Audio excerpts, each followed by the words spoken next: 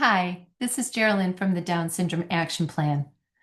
It's October, and that is significant for many of us who recognize it as Down Syndrome Awareness Month. I love seeing my social media streams filled with celebrations and stories and events where people who love someone with Down syndrome share realities, hopes, and dreams. We have so much to celebrate and so much to share. But to accept that this alone is awareness misses the point and a tremendous opportunity. True awareness has the power to change narratives, systems, and lives. I love the celebration of the blue and yellow ribbons, the hashtags, the slogans, and the smiling photos that quickly collect likes. But they are just that, celebrations. They may be symbols of love and hope, but they don't challenge the status quo. Real awareness is recognizing that children with Down syndrome are born with unique neurological and biological systems that shape their development in profound ways. And most importantly, it is understanding that there are many ways to influence health, develop, and learning based on that individuality. Real awareness holds specialists, doctors, educational systems, and societal expectations accountable.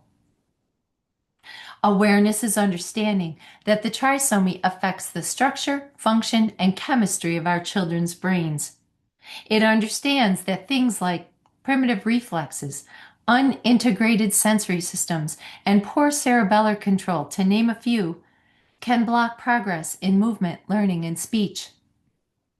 It's seeing that issues like mitochondrial dysfunction, oxidative stress, and metabolic imbalance are not just DS. They are unique and actionable challenges. Awareness is understanding that these challenges can be addressed, not slowly or marginally, but meaningfully. Since the passage of the public law in 1975, which guaranteed our children the right to be educated alongside their peers and the powerful movement of deinstitutionalization, the world has changed dramatically. The entire human genome has been mapped. We know which genes are overexpressed from the trisomy and what they may potentially lead to. We understand neuroplasticity, which is the brain's ability to grow and change based on input, and we have seen the emergence of the science of epigenetics, a field proving that lifestyle interventions such as nutrition, targeted exercise, metabolic balance, environment, mindset, expectations, and so much more can change how or even if genes are expressed. These are miracles for children with extra chromosome. They prove that a one-size-fits-all approach will never capture the potential of our children. Yet too often, families still receive blanket lists of what to expect, paired with outdated protocols that reflect the way things have always been done. Today, inclusion is often measured by where a child sits rather than how they are supported. A classroom photo may show the child with their peers, but if the systems that underlie learning and regulation are not addressed, gaps widen. By middle school, too many of our children are quietly moved into self-contained classrooms. This is backwards. Full inclusion should be the goal. True inclusion is more than mere presence. It requires teachers and methods that honor unique nervous systems. It requires individualized neurodevelopmental approaches that address foundational integration, not just accommodations for delay. When a child with challenges such as cerebellar, metabolic, or sensory disorganization, the child is overwhelmed in flight, fight, or freeze, and their distress, which can be observed perhaps as pushing a peer or running out of the room or refusing to sit in their seat, is misaddressed as purely behavior, we miss the point. That child is not misbehaving. They are surviving. And no sticker chart will change that. Only holistic, integrating, and system-focused interventions can. Awareness is understanding that our children's unique systems can be nurtured. Awareness is knowing that a gut built under unique genetics will not thrive on generic nutrition plans. Functional nutrition holds answers, and we must keep searching until those answers are applied to our children universally. Awareness is recognizing that Alzheimer's research has uncovered interventions, nutritional strategies, connection, exercise, glucose regulation that vastly improves outcomes, and yet these approaches are rarely applied to the one population for whom Alzheimer's is seen as a near certainty: people with Down syndrome. Awareness is honoring our intuition as parents and refusing to accept "that's just Down syndrome" as an answer to any question. Awareness is our history. 100 years ago, it was fact our children could not live outside institutions. 75 years ago, it was fact they would not live much beyond the age of 10. 60 years ago, it was fact they could not learn alongside their peers. If all of that was so wrong then, how is it so right now? Awareness is rejecting inevitabilities and instead asking why. It's stepping outside the bubble of limitation and embracing modern fields: exercise physiology, functional nutrition, epigenetics, airway development, metabolic science, and so much more. Ultimately, the awareness begins with us, parents. We must confront our own limiting beliefs and choose not a new normal, but a new extraordinary. Above all, our children's value is immeasurable, not because of what they achieve, but because of who they authentically are. And because of that honor, awareness is demanding the application of everything science and experience has uncovered so that every individual with Down syndrome can become everything they were created to be. This is the mission of DSAP. 18 years ago, when my son was born, I was ignited with hope and new ideas. Being a therapist gave me a solid foundation on which to stand, but as I dug deeper into the evolving science, I was certain there was a new way forward. One night, instead of sleeping, I opened up Facebook and clicked Create New Group.